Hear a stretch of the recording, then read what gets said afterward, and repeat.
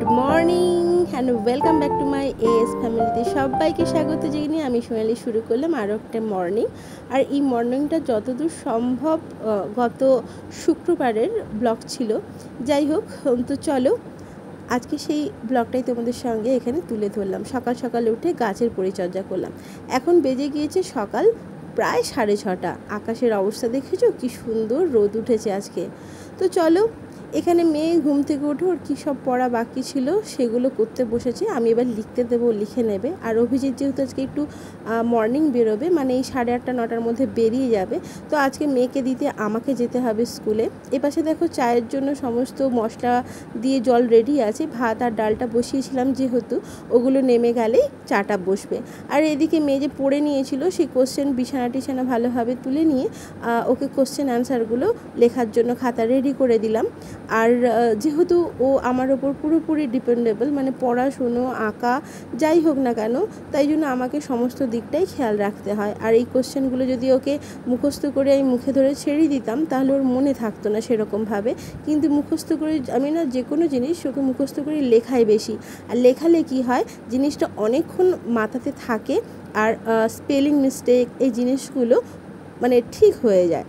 তো চলো, এখানে কোশ্চেন তো আমার রেডি হয়ে গেছে। এবার ও চটপট করে একটুখানি দুধ খেয়ে নিয়েছে আর খেয়ে কোশ্চেন আনসারগুলো লিখে নিচ্ছে। আমি এই রান্নার ফাঁকে এসে একটু দেখে নিলাম সমস্ত ঠিক লিখছে কি না, স্পেলিংগুলো ঠিক আছে কি না।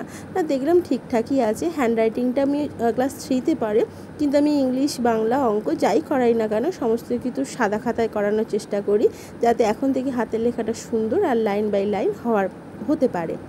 এপাশের দিকে যেহেতু আমার আজকে টিফিন করার টাইম নেই, তাই মেয়েকে দিয়ে নিয়েছি পাউলি আর দিয়ে নিচ্ছি ওর ফেভারিট মানে ওই চিপস কুরকুরে আর কি। তো এইগুলোই নিয়ে যাবে বলেছে, আজকে বাধা দেওয়ার কোনো কিছু নেই। যাই হোক, তো বাধা দিলাম না, দিয়ে নিলাম। তবে হ্যাঁ, ওদের স্কুলে না র্যাপার নিয়ে যাওয়া বারণ রয়েছে। যে কোনো টিফিন ওদেরকে বক্সের মধ্যে করে প্যাক করে দিতে হয়।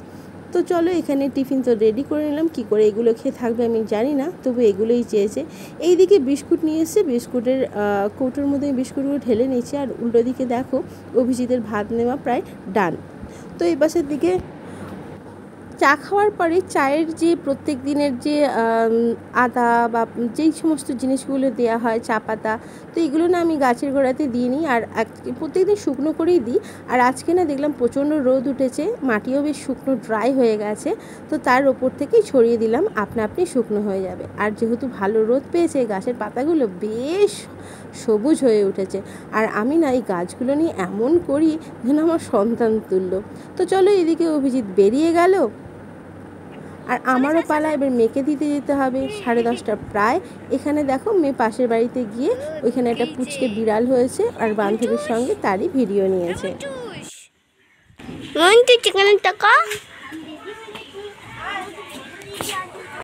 এখানে আমরা যাব সাইকেলে করে, দেখো 3খানা কি সুন্দর করে বসে রয়েছে। আর এখানে কিসের যেন একটা জেদ করছিল, তো আমি সেটা বললাম দাঁড়া ভিডিওতে নিয়ে নিচ্ছি। তো মেয়েকে দিয়ে ফিরে আসার সময় কেবিলের রিচার্জটাও করে নিলাম। এসে সবার আগে বেজে গেছে 1:30, আবার বেরোতে হবে আমাকে 2:30টার মধ্যে স্কুল থেকে। সবার আগে বিছানার বেড কাভারটা চেঞ্জ করে নিলাম, তো এটা করতেই হতো আজকে, কিছু করার নেই, কারণ বড্ড নোংরা হয়ে গেছিলো। আর জেল পেনের কালি দিয়ে না পুরো একদম বেডশিটে রেখেছিল, সে একদম কালি ধরে নিয়েছে। এবার এগুলোই যে ছড়ানো ছিটানো আছে এগুলোকে তুলে রেখে দেবো, আজকে আর হবে না। চলে এসেছি, বেজে গিয়েছে প্রায় 4টে, মানে 3:45 মতো, যেহেতু 15 মিনিট আমার ফার্স্ট আছে। তো আজকে প্রোগ্রেস রিপোর্ট দিয়েছে হাফ ইয়ারলির, মানে এটাতেই মেন প্রোগ্রেস রিপোর্ট। তো এটা আবার জমা হয়ে যাবে, যেহেতু হাফ ইয়ারলির নাম্বারটা নিয়ে এটাতেই অ্যানুয়ালি আবার হবে। তো সেটাই তোমাদের সঙ্গে শেয়ার করছি। এই যে দেখা যাচ্ছে কিনা জানি না, এই যে roll number 1 Sarada Shishutirtha, progress report Adrita Sardar, class 3। এই হচ্ছে প্রোগ্রেস রিপোর্ট। তো ভিডিওটা করার আগে যারা দেখছো তাদেরকে আর কাছে একটা রিকোয়েস্ট রইল, মেয়ে ফার্স্ট হয়েছে বলে আমি প্রোগ্রেস রিপোর্টটা তুলে ধরছি না। আমি খাটি যথারীতি, সেটাও ভিডিওতে থাকে। পরীক্ষার সময় তো প্রচুর পরিমাণে খাটতে হয়, সেটাও থাকে ভিডিওতে। তো সেই আমার খাটনির ফল আজকে মেয়ে নিয়ে এসছে, তাই জন্য ভিডিওটা শেয়ার করছি। তো চলো, এখানে এমটি থাকে ওদের ইংলিশ আর বাংলা অঙ্কের। তো এগুলো হচ্ছে গিয়ে টোটাল। তো হায়েস্ট মার্কস উঠেছে বেঙ্গলিতে 90, আমার মেয়ে পেয়েছে 89। ইংলিশ, এটা ইংলিশ বোধহয়, ইংলিশে উঠেছে 95, তো আমার মেয়ে পেয়েছে 94। ম্যাথমেটিক্স উঠেছে 85, হায়েস্ট মার্কস, আমার মেয়ে পেয়েছে 85। হিস্ট্রিতে উঠেছে 49, আমার মেয়ে পেয়েছে 49। জিওগ্রাফিতে 47, মেয়ে পেয়েছে 47। সায়েন্সে 46। এই ইংলিশ, অঙ্ক, বাংলা ছাড়া বাদবাকি সব 50-তে পরীক্ষা হয়। আর জেনারেল নলেজে উঠেছে 49 আউট অফ 50, মেয়ে পেয়েছে 49। ড্রয়িংয়ে পেয়েছে হায়েস্ট মার্কস হচ্ছে 43, মেয়ে পেয়েছে 43। আর কম্পিউটারে 44, মেয়ে কম্পিউটারটা ওরাল টেস্টটা খুবই খারাপ দিয়েছিল, তো 38 হয়েছে। আর ডান্স আর সং এগুলোতে এক্সট্রা থাকে, তো 45 উঠেছে হায়েস্ট, মেয়ে পেয়েছে 40। তো 58 আউট অফ 650। এসে আমি বলেছি ফল খাওয়া ভাই, ফল কেটে দিচ্ছি, ফল খাবে না। স্প্রাইট খাওয়ার পরে তুই ফল খাবি? মার খেয়েছে, ধর।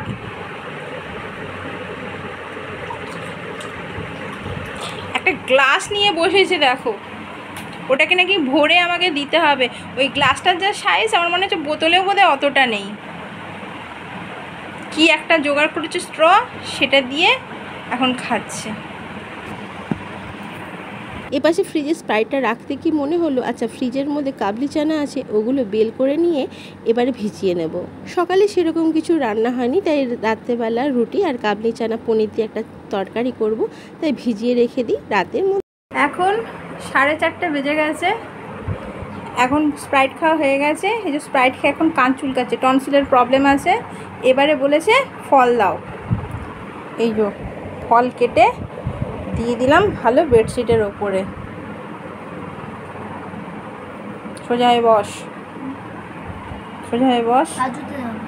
আর এই যে গ্লাসটা কোথায় রেখেছে দেখো, দেখো শুধু মারের অভাব। যথারীতি আমি টিউশনি পড়াতে বসে গেছিলাম, আর অভিজিৎ যেহেতু আজকে মর্নিংয়ে গেছিলো, তো ফিরে আসার সময় এই যে কী যেন একটা দইয়ের কি একটা হয়ে, মানে কি সর ভাজা দই না কি নিয়ে এসছে, আর এপাশে নিয়ে এসছে চপ। আর মিষ্টির প্রতি যেহেতু আমাদের কোনো আগ্রহ নেই, ওটা নিয়ে ঘাঁটলাম না, তবে চপের প্রতি মারাত্মক আগ্রহ রয়েছে।